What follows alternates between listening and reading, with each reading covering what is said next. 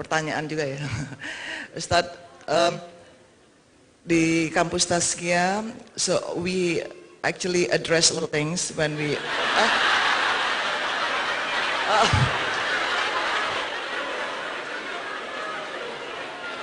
bahasa Indonesia aja Ustadz? Oke. Kita selalu bahas ekonomi Islam dalam konteks lebih banyak ke makro. Ternyata ketika kita lihat di level mikronya, tadi Ustadz sudah menyentuh tentang bagaimana praktiknya ekonomi Islam ini. Mari kita sama-sama melihat sekeliling kita. Ternyata Ustadz, Masya Allah, tadi Ustadz sudah menyentuh tentang dain. Ternyata peringkat hutang di Indonesia makin lama makin naik. If we talking about credit,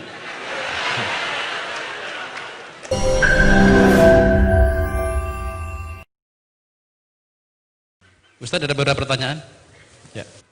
Ini kelihatannya dari mahasiswa yang sudah berbisnis karena sudah punya uang. Bagaimana cara kita bertobat dengan utang-utang yang dulu pernah menjadi kebiasaan, tapi lupa di mana utangnya? Bagaimana Ustadz? orang yang paling tinggi IQ-nya, cerdas pun, kalau udah cerita utang ini banyak juga lupa. Nggak tahu kenapa, memang begitu. Nah, jadi antum jangan merasa cuma antum aja. Saya tidak lupa, cuman banyak jumpa dengan orang-orang lupa. Dulu sebelum minjam duit dekat, begitu udah dapat macam nggak kenal ya. Ada orang mati syahid. Orang mati syahid itu bebas dari 4.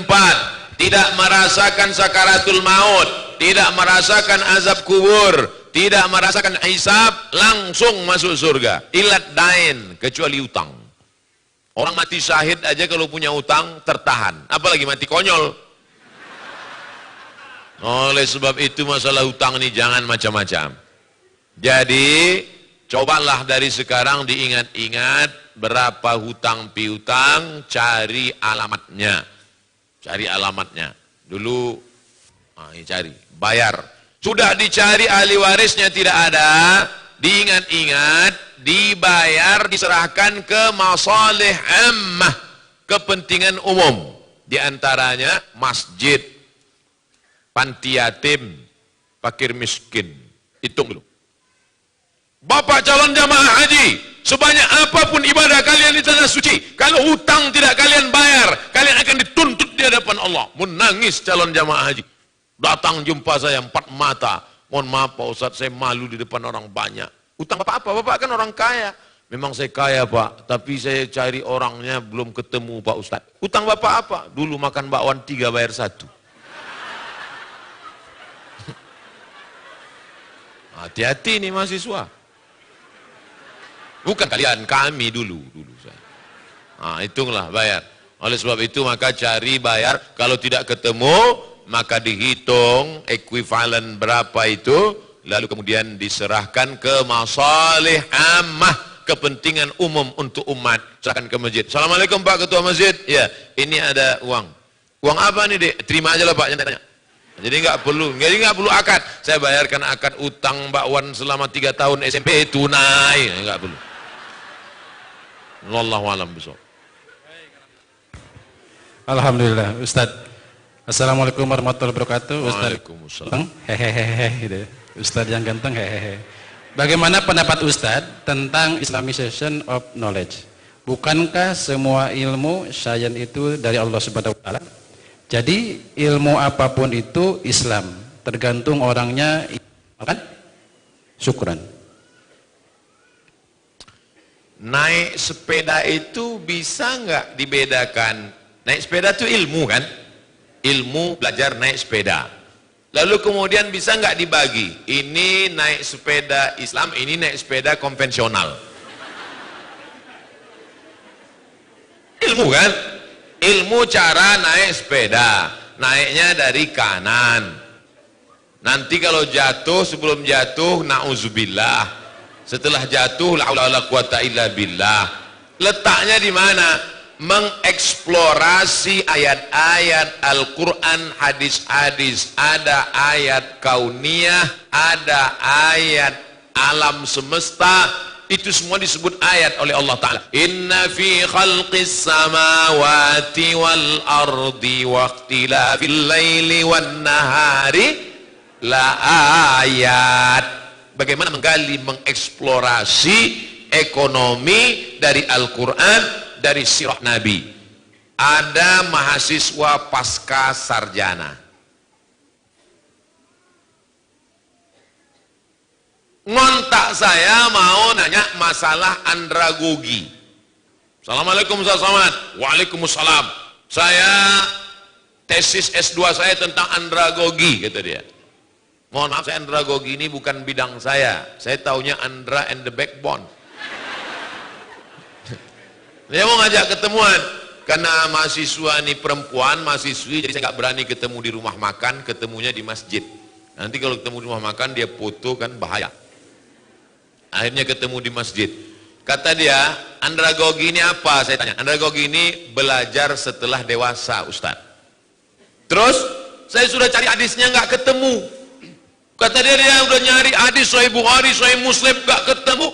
Belajar setelah dewasa. Lalu saya tanya, Khadijah beda umur dengan Nabi berapa tahun?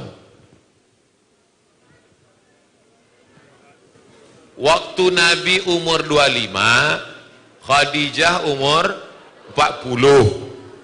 40 dengan 25 berarti perbedaan umur 15. Waktu Nabi dapat wahyu umur 40, berapakah umur Khadijah? 55. Berarti dia belajar Islam umur berapa? 55. Belajar Islam setelah umur 55 itu apa namanya? Andragogi. Ketika saya tanya gitu, berapa umur Khadijah belajar Islam? 55 Ustaz. 55 itu anak apa dewasa? Dewasa. Apa itu namanya?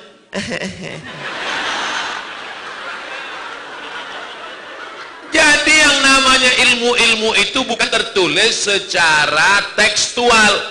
Dia maunya yang ada di kepala dia, dibukanya Sahih Bukhari, andragogi adalah itu anak TK. Paham? Bagaimana menggali ilmu yang tersirat dari ayat, dari hadis, dari sirah. Maka ulama itu disebut dengan faqih, bukan alim, faqih. Makanya doa Nabi untuk Abdullah bin Abbas, Allahumma faqihhu fiddin. Nabi tak mengatakan Allahumma alimhu, enggak. Nabi mengatakan Allahumma faqihhu fiddin. Faqih dia dalam ilmunya, bisa menggali yang tersirat di balik ayat. Maka muncullah ekonom-ekonom yang menemukan solusi umat dari ayat.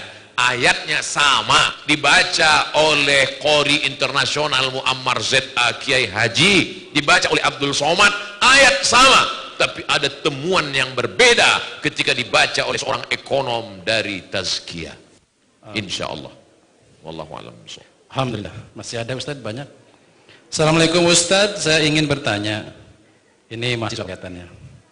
Apabila sudah ada jodoh, boleh Ustadz? Boleh. Apabila sudah ada jodoh yang ingin segera menikahi saya dan menikahnya di tahun ini, tetapi keluarga besar saya menyuruh nikah tahun depan, apa yang harus saya lakukan? Lebih baik mendengarkan keluarga besar atau segera menikah? Lari maksudnya. Demikian Ustaz. Apa hubungan jodoh sama ekonomi?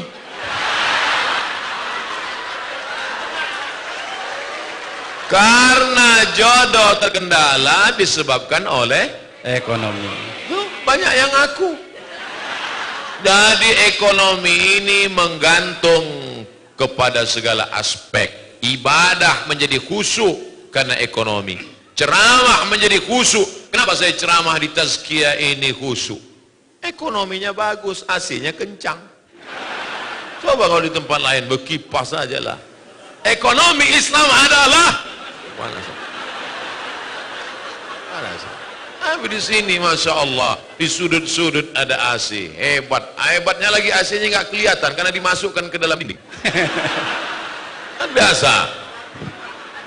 Kenapa acara ini bisa diliput di seluruh dunia, bisa melihat? Karena ekonominya mapan, kameranya besar-besar.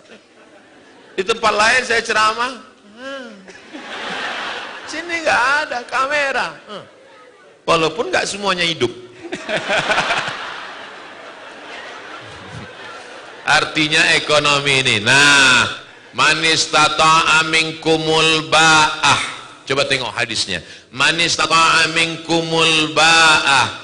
Siapa di antara kamu yang ba'ah? Apa kata syarah? Syarih penjelas hadis. Al-ba'ata al-qudratu. Mana al-ba'ah? Mampu. Mampu secara apa?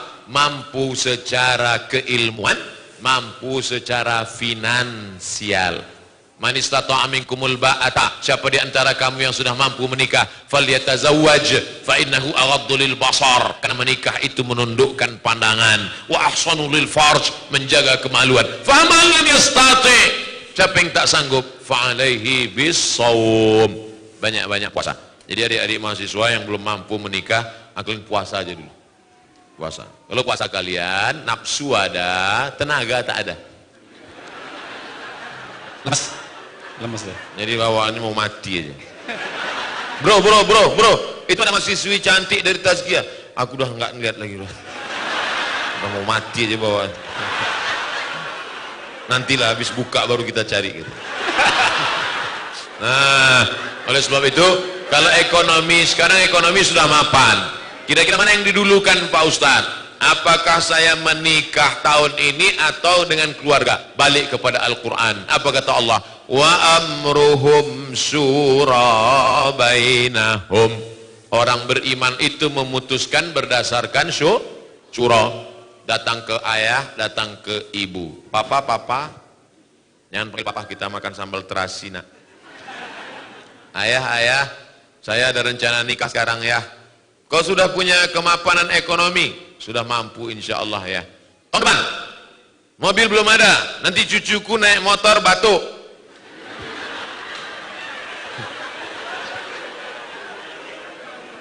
Ini apa kata Allah? Iyakunu fuqara.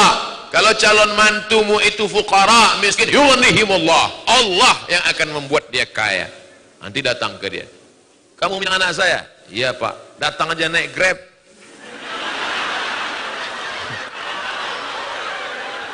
Bacakanlah itu. Ingat-ingat yang saya sampaikan tadi. Iyakunu fuqara yughnihimullah. Kalau yang datang ini miskin, Allah akan mengkayakan dia. Pergi pulang gitu. Yang nyampaikan itu jangan mulut kamu, pinjam mulut orang lain. Yang kira-kira ngomongnya didengar sama orang tua. Datangi ibu rektor. Datangi Dr. Safi Antonio, mereka yang ngomong. Jangan tentang kamu udah ngaji pulang kamu yang menceramahi orang tua. Ayah sini, mama sini. Assalamualaikum. Begitu. Musyawarah. Jangan nikah diam-diam. Nanti sudah punya anak baru kalian pulang kampung. Orang tua tak tahan darah tinggi. Pulang kalian bukan bawa ijazah, bawa menantu sama anak, mati dia. Musyawarah baik-baik, jangan sampai menjadi penyesalan. Bagus kalau mahasiswa-mahasiswi mapan menikah, dua-dua tercapai insya Allah. Mudah-mudahan semuanya disegerakan Allah menikah. Yang bilang amin yang belum nikah aja. Wallahu a'lam. Waalaikumsalam. Ustadz ini ada lagi. Ustadz saya mahasiswi semester 5. Cita-cita saya meninggal husnul khotimah. Subhanallah. Tetapi hobi saya berbuat maksiat. Nggak linear. Ingin mati tapi maksiat. Jujur saya selalu menyadari perbuatan saya. Perbuatan yang salah. Bahkan saya sering menangisinya. Tolong beri saya nasihat, amalan apa yang bisa menjauhkan saya dari perbuatan maksiat itu. Saya sudah bosan menangis atas dosa-dosa saya. Gitu Ustaz. Berdosa itu semua orang tahu, tapi penyebab apa membuat engkau berdosa, engkau mesti tahu. Dosa apa yang kau lakukan dan mengapa engkau berdosa, mesti tahu. Sehingga mudah kita mencarikan obatnya. Itulah gunanya kita diperiksa dulu sama dokter di USG, itu USG hamil. Di scan supaya dipastikan apakah dia usus buntu atau cancer, supaya jelas. Maka jangan sampai salah obat. Salah obat nanti jadi penyakit, racun. Oleh sebab itu maka diketahui dulu penyakitnya apa. Ini pertanyaannya umum, maka saya jawab secara umum. Pak Ustadz, saya bergelimang dosa. Dosamu apa? Penyebabnya apa? Dosa saya ini karena sebabnya ini. Cepat atasi. Dosa ini penyebabnya ini. Obatnya ini, atasi ini. Karena secara umum biasanya dosa hinggap kalau kita selalu sering sendirian. Maka jangan sendirian. Harus berjamaah, buat komunitas. Saya senang anak-anak muda ini punya komunitas-komunitas. Saya banyak jumpa komunitas. Kamu dari komunitas mana? Saya dari komunitas jombloan fisabilillah Pak Ustadz. Mantap. Kamu komunitas mana? Saya komunitas petato taubat Pak Ustadz. Mana tatomu? Enggak kelihatan. Nih. Ada satu titik. Kamu komunitas mana? Saya dari komunitas subuhan berjamaah Pak Ustadz. Bagus. Nah, jadi yang pertama jangan sendiri. Jangan pernah sendiri. Sekarang ini komunitas tazkiyah. Nanti pulang ke kos-kosan, mulai setan mendekat. Maka di komunitas kos-kosan juga cari komunitas kos-kosan yang islami. Saya dapat berita katanya di sekitar Bogor tazkiyah punya tempat tinggal yang islami. Betul itu. Nah ini terjaga dia. Nanti di grup juga, di grup itu juga ada grup-grup yang menjaga kita. Kalau berada di grup yang buat maksiat, keluar. Kamu coba lihat grup-grupnya, pas dicek grup homo. Apa yang kau di dalam? Saya mau mendakwahi mereka Pak Ustaz. Astagfirullah. Kau nggak kuat bro. Belum tentu kuat. Nanti kalau sudah kuat baru. Jadi kalau ada grup yang kira-kira menyelamatkan kita. Jadi yang pertama menyelamatkan diri ini adalah pertama taubat nasuha, mandi taubat. Setelah itu berjamaah buat komunitas. Setelah itu istiqomah. Makanya nanti buat komunitas ada datanya, kartunya, fotonya, nomor handphonenya. Kalau nggak datang ditanya, ini nggak datang. Kenapa nggak datang? Ada ketuanya, ada. Nah, jadi insya Allah terjaga dia. Pertama taubat, yang kedua komunitas, yang ketiga istiqomah. Maka insya Allah kalau tiga ini dijaga, selamat kita. Mudah-mudahan yang mau bertobat, tobat segera tobat sebelum malaikat maut datang. Ingat, malaikat maut datang tidak pernah melihat akte kelahiran. Jangan kalian pikir karena semester 5 malaikat masih lama. Semester 2 aja banyak yang gol. Wallahu a'lam bishawab. Alhamdulillah. Kita lanjut Ustaz, masih ada waktu. Bismillah. Ustaz, Assalamualaikum warahmatullahi wabarakatuh. Ustaz, saya mau nanya, kan waktu sholat Jumat tidak boleh berbicara. Gimana hukumnya dengan menjawab sholawat atas Nabi? Terima kasih. Idza sa'idal khatibu 'alal mimbar, kalau khatib sudah naik ke atas mimbar, fala yatakallamanna ahadukum, maka janganlah satu di antara kamu berkata-kata. Idza qulta li sahibika ansit, kalau kau katakan kepada orang di sebelahmu, faqad laghauta, maka kau sudah melakukan perbuatan lagha. Wa man lagha fala jum'atalah, siapa yang melakukan perbuatan lagha maka tiada Jumatlah baginya. Diam, tiada Jumat baginya. Adapun khatib mengatakan, marilah kita berselawat kepada Nabi. Allahumma salli ala Sayyidina Muhammad. Apakah lagha? Tidak, karena dia sedang berdoa kepada Allah, memohonkan selawat untuk Nabi Muhammad sallallahu alaihi wasallam. Seandainya berdiri salah satu dari jamaah itu, jamaah sholat Jumat berdiri, lalu dia ngomong ke khatib, Pak Khatib, cepetan dikit dong, nih kami kelas di tazkiyah udah mau masuk nih. Apakah batal khutbah Jumat? Tidak. Mana dalilnya? Karena Nabi pernah khutbah, tiba-tiba datang orang Arab Badui ke pintu Masjid Nabawi. Apa kata dia? Ya Muhammad, halakatil amwal. Wahai Muhammad sallallahu alaihi wasallam, kampung kami sudah hancur. Tanam-tanaman mati kering kerontang. Onta-onta mati tidak minum. Tolong berdoa kepada Allah. Apakah Nabi waktu itu ngomong batal sholat Jumat? Nah, Nabi angkat tangan. Nabi angkat tangan, apa kata Nabi? Aghithna, aghithna, aghithna. Itulah yang disebut dengan istisqa dalam khutbah Jumat. Nabi justru berdoa, minta supaya turun hujan. Selesai sholat Jumat, pulang sahabat, basah halaman Masjid Nabawi. Begitulah hebatnya doa Nabi SAW. Jadi yang membatalkan itu kalau berkata-kata sesama jamaah. Adapun jamaah berdoa, jamaah ngomong ke khotib, atau sebaliknya, khotibnya ngomong ke jamaah, apakah batal khutbah? Tidak. Nabi sedang khutbah, tiba-tiba ada seorang laki-laki datang, langsung duduk. Apa kata Nabi? Qum, berdiri, berdiri, berdiri kata Nabi. Nabi suruh dia sholat 2 rakaat. Andai saya sedang khutbah, tiba-tiba datang seorang laki-laki dulu, saya suruh dia berdiri, berdiri. Tapi belum pernah lagi, belum pernah. Qum, berdiri sholat. Makanya kalau adik-adik terlambat, jangan langsung duduk waktu sholat Jumat, tetap sholat 2 rakaat. Tapi janganlah sholatnya di depan khotib. Ini udah terlambat, pergilah ke pinggir-pinggir sana. Ini udah terlambat di depan khotib, Allah. Pakai baju kaos, tulis ini, emang masalah buat Allah. Wallahu a'lam. Ustaz, ada 3 lagi? Boleh? Baik. Assalamualaikum warahmatullahi wabarakatuh. Ustaz, teman saya mengamanahkan pertanyaan. Teman saya pernah berzina, tapi tidak sampai hamil. Dan dia kini telah bertobat. Yang ingin teman saya tanyakan, apakah yang harus dilakukan? Menyembunyikan aib itu atau berterus terang kepada keluarga? Terima kasih.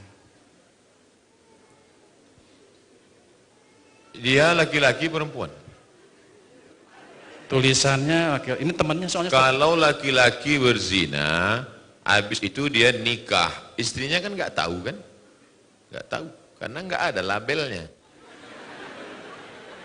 Beda sama perempuan. Kalau dia berzina, habis itu dia nikah, suaminya tahu. Dalam kitab fikih dikatakan, dikutip oleh Sayyid Sabiq dalam fikih sunnah. Lihat fikih sunnah. Inishtarata bikran. Kalau seorang laki-laki menikah mensyaratkan istrinya mesti bikran. What the meaning of bikran? Virgin.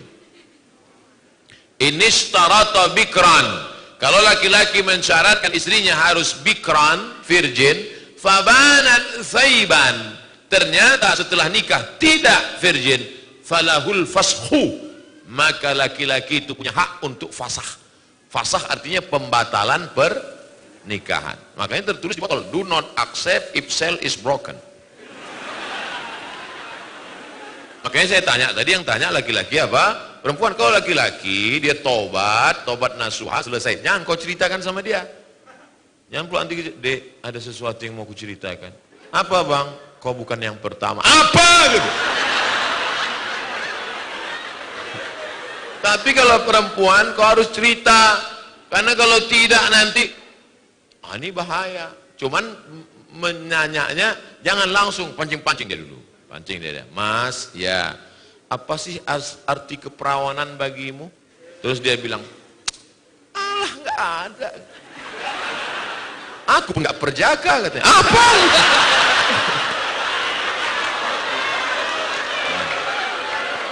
Jadi hati-hati. Kalau memang dia siap menerima, lanjutkan. Tapi kalau tidak, itu nanti bisa menjadi fasah namanya. Apa namanya? Fasah. Fasah itu artinya pembatalan pernikahan karena laki-laki punya hak. Hati-hati perempuan. Mudah-mudahan Allah menjaga kehormatan anak-anakku sekalian. Amin ya Allah. Ustaz, 2 lagi. Bagaimana jika perekonomian di dunia berbasis Islam? Akan seperti apa perekonomian itu? Apakah masih ada kemiskinan? Apakah masih akan terjadi inflasi? Kita bicara tentang ekonomi di alam goib atau alam nyata? Saya tanya sekali lagi. Bicara ekonomi Islam ini bicara teori di alam kertas, makalah, seminar, lokakarya, atau pernah nyata di alam nyata? 2 tahun setengah jadi khalifah dan dia menantang siapa yang bisa berjalan kaki dari Son'a ke Darul Bayda. Son'a, Yaman. Sekarang kita hitung. Yaman, naik Yaman, Saudi Arabia, naik ke atas Suriah, Yordania, Palestina, naik ke atas lagi Mesir, Tunisia, Aljazair, Maroko, 9 negara. Siapa yang sanggup jalan kaki 9 negara mencari fakir miskin, bawa ke sini. Kata Umar bin Abdul Aziz. Abad kedua Islam, tidak ada fakir miskin kalau ekonomi Islam diterapkan. Jadi kita bukan cerita masalah makalah seminar, kita bicara tentang pernah wujud ada di alam nyata. Bukti, real, fakta, bukan fiktif. Jadi orang Islam cerita ekonomi ini bukan dongeng, bukan cerita tentang masalah. Nah, ini mesti diwujudkan kepada umat Islam.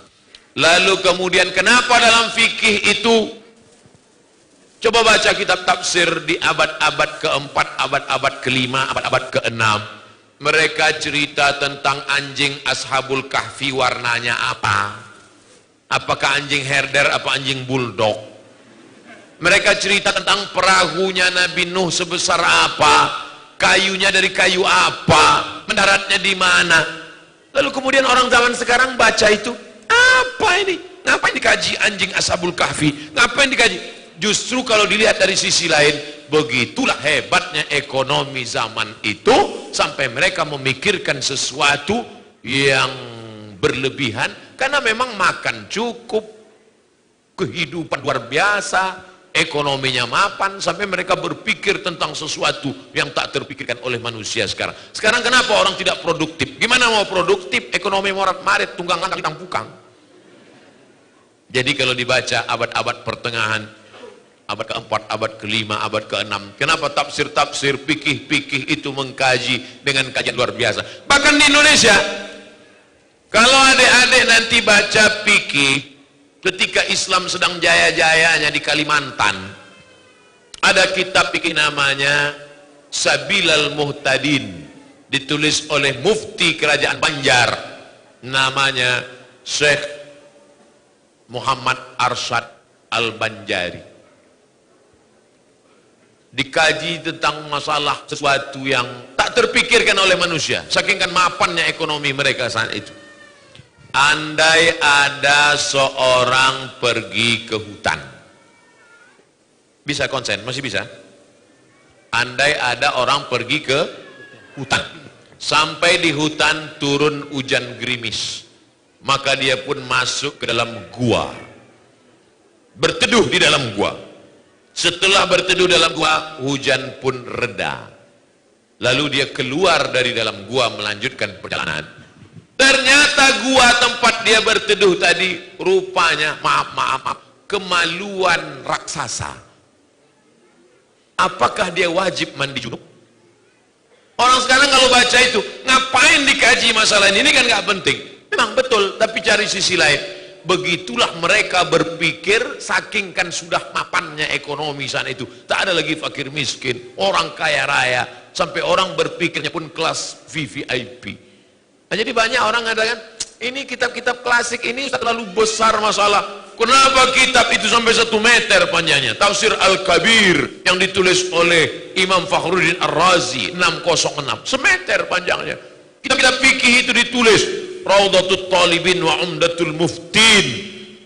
Dalam sarah hadis pula Fathul Bari sarah Sahih Al-Bukhari, sampai dikaji masalah waw, masalah fa, masalah wa. Untuk apa dikaji ini? Saking kan makmurnya hidup mereka, tak ada lagi dikaji masalah kemiskinan. Kenapa penulis-penulis sekarang tidak produktif? Salah satu sebabnya adalah masalah ekonomi. Saya hanya ingin bercerita bahwa umat Islam kalau cerita ekonomi Islam bukan cerita teori, tapi pernah jaya. Dia ingin mengulang kejayaan itu. Dan kalau Islam jaya, semua akan mendapatkan rahmat. Wa ma arsalnaka illa rahmatan lil alamin. Wallahu a'lam. Ustaz, terakhir ada yang nitip. Bagaimana katanya ketika Ustaz tadi minum air 212? Ada perasaan apa? Ketika rasa ingin diceritakan dengan kata, maka kata selalu menipu rasa. Contoh, ada seorang lelaki jatuh cinta kepada perempuan. Cinta itu rasa apa kata? Rasa. Lalu dia ingin menceritakan rasanya, lalu dia katakan, apa kata dia? Aku akan menantimu 1000 tahun lamanya. Kira-kira ungkapan dia itu dusta atau fakta? Lihat, mereka mengatakan dusta. Karena setiap kata yang diungkapkan mewakili rasa, maka kata pasti berdusta. Maka saya tak akan pernah berkata-kata tentang air 212, beli, rasakan sendiri. Alhamdulillah. Beli, rasakan sendiri. Rasakan sendiri. Tapi saya merasakan ada rasa yang berbeda dengan air yang lain. Kenapa? Karena di sana ada keikhlasan, di sana ada ketulusan, dan kalau kita beli ini untuk pengajian, untuk masjid kita, maka dia nanti akan kaya raya saudara kita, dan kalau dia kaya, dia akan menyekolahkan anak yatim, fakir miskin. 1% dari kontribusi kita itu akan menjadi amal jariah, insyaallah. Takbir. Allah. Maka belilah air 212, dapatkan ke agen-agen terdekat ke nomor berikut ini. Masya Allah. Baik. Pulang dari sini semua mahasiswa dan jamaah sekalian mampir ke 212 dan beli air. Alhamdulillah. Pertanyaan sudah habis. Ustaz, tapi kami masih kangen. Gimana ceritanya ya? Pertanyaan sudah habis tapi ingin mendengar tabiat Ustaz. Penutup, Madam, silakan.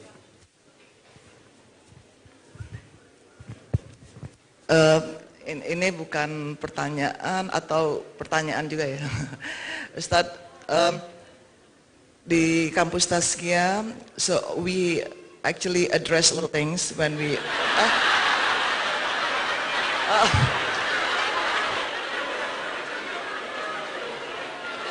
Bahasa Indonesia aja, Ustadz. Oke. Kita selalu bahas ekonomi Islam dalam konteks lebih banyak ke makro. Ternyata ketika kita lihat di level mikronya, tadi Ustadz sudah menyentuh tentang bagaimana praktiknya ekonomi Islam ini. Mari kita sama-sama melihat sekeliling kita. Ternyata Ustadz, Masya Allah, tadi Ustadz sudah menyentuh tentang dain.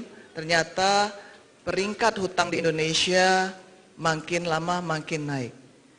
Saat ini fenomenanya adalah, pertama, peringkat hutang di bank syariah atau di bank konvensional, seluruh bank di Indonesia memang turun. Peringkat kredit macet turun. Are you happy?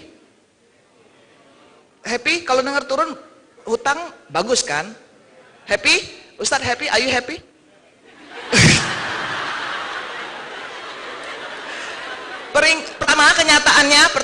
Pertama ya. Peringkat hutang di semua total bank di Indonesia, orang yang berhutang tahun ini ternyata turun. Yang menunggak macet turun. Happy? Happy? Are you happy, Ustaz?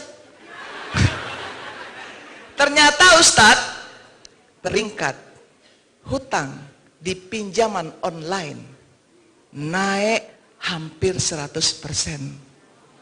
dari tahun kemarin. Peringkat macet di pinjaman online also increase from 3% to 6.35%. Di atas 3%, pemerintah kita melihatnya pasti tinggi sekali, Ustaz. Artinya apa? Yang nakal-nakal di perbankan, yang nggak mau susah di perbankan karena ngantri, hanya modalnya handphone, pinjol.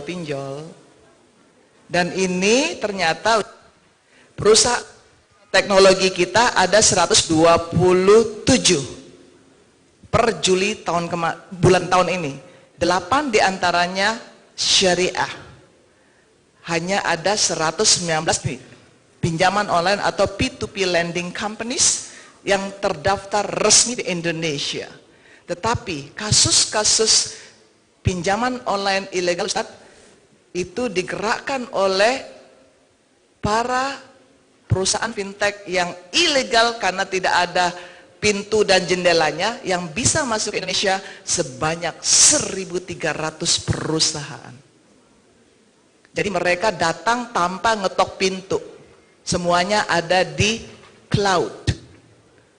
Dan ini yang menyebabkan kejadian-kejadian kemarin, gantung diri, bunuh diri karena terjerat hutang pinjol. Ada 17 pinjol. 17 pinjol, ini bisa lebih dari 17. Nah inilah Ustadz, saya harap kita ada media di sini, ada insya Allah Ustadz yang selalu menyambungkan pesan-pesan ini ke umat. Kita mengharap ada hati-hati unsur dari hutang ini. Hutang boleh? Yang nggak boleh apa? Pasti jawabannya begitu Ustadz. Yang kuharapkan tuh hutang boleh, yang tidak boleh adalah ghalabatid dain, yang keliling pinggang. Maka dari itu mudahnya pinjaman online yang ada di sini harus disikapi dengan baik. Ustadz mohon kiranya diberikan nasihat untuk kami semua supaya betul-betul mencermati masalah ini, karena kejadiannya sudah sangat masif. Karena saya sendiri di Asosiasi Fintech Syariah Indonesia mengawasi setiap bulan masalah-masalah ini. Wallahu a'lam. If we talking about credit, jadi kalau kredit pinjaman itu berkurang, kita jangan langsung happy dulu, karena ada dua kemungkinan. Yang pertama, ekonomi umat bangkit, atau dia berubah bentuk menjadi kredit lain. Itu yang dijelaskan oleh Ibu Rektor. Ternyata bukan ekonomi umat yang bangkit, tapi kredit itu berubah menjadi bentuk lain, dari kredit zohir kepada kredit batin. Yang akadnya sebelumnya jelas, nampak orangnya ngantri, menulis, menjadi kredit yang tersimpan di dalam HP, yang efeknya luar biasa. Maka dalam Islam tiga ini tidak boleh dipisahkan. Pertama akidah, kedua syariah, ketiga akhlak. Makanya kajian di masjid itu harus integrasi antara tiga ini. Integration, integrated kurikulum. Jadi kalau di masjid itu ada mengkaji tentang dain, pinjam meminjam, maka di hari yang lain juga ada mengkaji tentang akidah, bahwa Allah memperhatikan engkau, melihat engkau, kalau kau curang akan mati, matinya nanti dituntut. Faman ya'mal mithqala dzarratin khairan yarah. Akidahnya dikuatkan, akhlaknya juga, bahwa di sana ada akhlakul karimah, malu. Di sana juga ada hadisnya, Nabi mengajarkan minta perlindungan dari 8. Allahumma inni a'udzubika minal hammi wal hazan wal ajzi wal kasal wal jubni wal bukhul wa dhala'id daini wa ghalabatir rijal. Jadi ketika ini berintegrasi menjadi satu kurikulum, satu silabus, bahwa ketika orang satu hembusan nafasnya bicara tentang muamalah pinjam meminjam, akidahnya juga kuat. Karena orang kalau hanya bicara hukum, akidahnya tidak dibarengi dengan akhlak, dia akan menjadi orang menjadi ahli fikih hilah dalam fikihnya. Kalau kita kilah, berkilah. Contoh hebat dalam masalah fikih, masalah syariat, masalah Islamic law. Siapa yang mempunyai kambing 40 ekor, maka wajib mengeluarkan zakat seekor kambing. Saya ulang lagi, siapa yang punya kambing 40 ekor, maka wajib mengeluarkan zakat kambing 1 ekor. Kalau dia tidak dibarengi akidah dengan akhlak, seumur hidup tidak akan berzakat kambing. Kenapa? Karena dia otaknya cerdas, tapi cerdas untuk yang jahat, otak Firaun. Kebetulan kambing dia 39 dan 1 kambing sedang hamil tua. Menurut USG terakhir, Besok jam 6 pagi dia punya 40 ekor kambing. Jam 6 pagi besok, wajib mengeluarkan 1 ekor kambing. Otaknya berpikir, gimana caranya biar supaya nggak berzakat. Jam 4 dia potong 1. Dia gulai, dia jual. Besok datang ambil zakat. Menurut laporan jam 6 ini ente sudah wajib karena sudah sampai nisabnya. Apa kata dia? Hitung aja sendiri. Pas dihitung berapa kambingnya? 39. Seumur hidup tidak akan berzakat. Kenapa?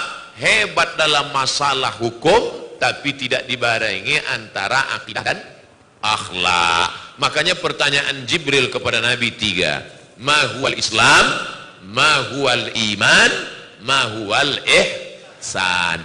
Makanya saya yakin dan percaya tazkiyah akan melahirkan para ekonom yang berakhlak dan berakidah yang kuat, insyaallah. Jangan pernah pisahkan antara 3 ini. Kekhawatiran yang dibacakan oleh Ibu Rektor menjadi kekhawatiran kita semua. Ini semua berawal dari jahil. Kalaulah dia belajar akhlak, tazkiyatun nafs, tasawuf, iqna bima qasamallahu lak takun aghnas. Merasa cukup dengan pembagian Allah, kau akan menjadi orang yang amat sangat berkecukupan. Pastilah dia tidak akan terjerumus. Kalau akidahnya kuat, solatnya berpengaruh pada aspek kehidupannya, pastilah dia tidak akan terjerumus dan tidak sampai mati konyol bunuh diri karena ghalabatid dain. Siapa yang bisa menyampaikan misi yang besar ini? Tak mungkin Abdul Somad. Abdul Somad bahagia. Kenapa? Karena ada 1000, sejuta pakar-pakar yang akan lahir dari tazkiyah ini, insyaallah. Amin ya rabbal alamin. Hadirin sekalian, saya masih senang dan kita juga masih senang menyimak, tapi waktu sudah sore. Sekarang sudah jam 17:21. Alhamdulillah, mudah-mudahan jadi keberkahan. Terima kasih Ustadz. Jazakumullah khairan katsiran. Ibu Rektor terima kasih, dan teman-teman mahasiswa, teman-teman dosen semuanya, para jamaah sekalian, terima kasih atas kehadirannya. Sekali lagi mudah-mudahan menjadi kebaikan dan keberkahan kita bersama. Ada kenang-kenangan dari Tazkiyah dan Andalusia? Baik, sambut. Ada 3 hal yang mau saya sampaikan terakhir. Yang pertama, jangan pisahkan antara ilmu, akidah dengan akhlak. Yang kedua, berusahalah menyampaikan ilmu itu dengan banyak bahasa. Maka apa yang sudah dilakukan oleh Ibu Rektor dengan menggunakan bahasa Inggris, bahasa Arab, sehingga nanti cakupan ceramah, seminar adik-adik, anak-anakku sekalian bisa dinikmati oleh orang seluruh dunia dengan bahasa Inggris itu. Nah, jadi ke depan mulai latihan ada debat corner, debat untuk melatih supaya jangan kita terkejut nanti ketika berdebat dalam masalah ekonomi Islam ini, ekonomi syariah ini dengan menggunakan bahasa Inggris, dilatih. Mungkin secara grammar banyak kita paham, tapi untuk membicarakannya, karena bahasa ini adalah dengan praktek ilmu marasah. Nah, maka jangan pernah sungkan malu, terus beraktivitas dengan menggunakan bahasa Inggris. Dan yang ketiga, walaupun kau sudah berada di puncak bukit, jangan lupa kaki tetaplah melangkah di tanah. Gantungkan cita-citamu setinggi bintang di langit, tapi kaki tetap di tanah. Kalau karena kakimu ke atas, itu hantu. Harus tetap tawadhu dan rendah hati. Saya kira itu. Terima kasih. Saya amat sangat senang berada di majelis ini. Saya diminta menutup dengan baca doa. Mari kita bermohon kepada Allah. Mudah-mudahan Allah selalu memberikan keberkahan pada kita.